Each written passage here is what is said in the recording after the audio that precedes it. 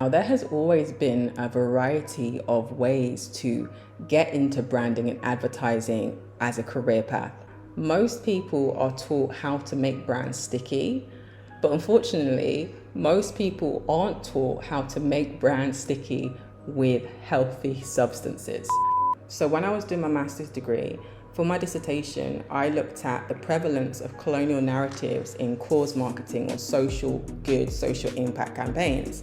And what I did as part of that was set out to compare the narratives of mainstream larger brands and smaller independent brands.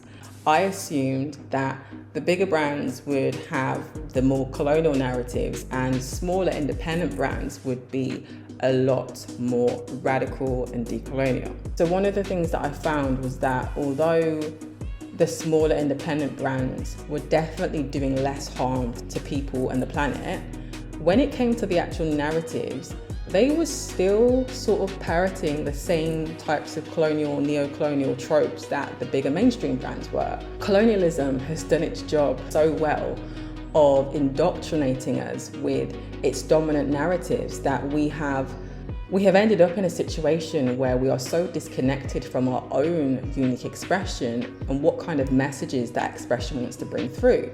So essentially, we are reciting the mantras of the dominant culture with this subconscious feeling like they are our own. This is the name and the game of colonialism, to impose itself and its dominant narratives, its colonial narratives, so violently on the world that we lose our sense of self and sort of become its unpaid mouthpiece. I started working with independent brands as a consultant, one or two of which were actually headed by quite close friends of mine, who really I knew had the best intentions. But they were still unconsciously peddling these narratives, and to a certain degree, so was I. I too, or we too, still have to make a habit to take stock because we're not immune to falling back into peddling these habitual narratives. So it's completely naive to feel that anybody is completely harmful narrative free. But at the same time, it's actually this humble realization that actually marks the start of a true decolonial journey.